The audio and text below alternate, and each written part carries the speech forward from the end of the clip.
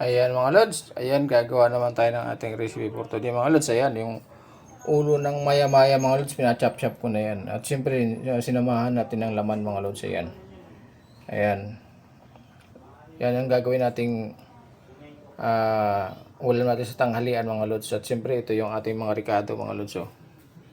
Ayan, lalagyan natin nito mustasa. At siyempre ito yung miso natin mga lods. Ayan, yung mga regado natin. So, ayan mga lods, yung ating lulutuin ngayon.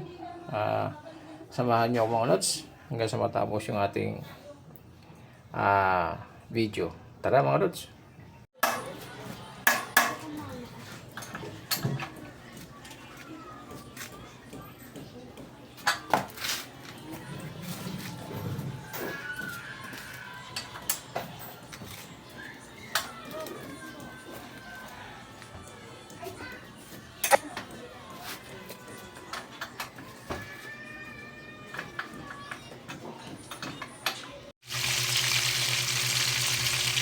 Dami-dami pa po ito.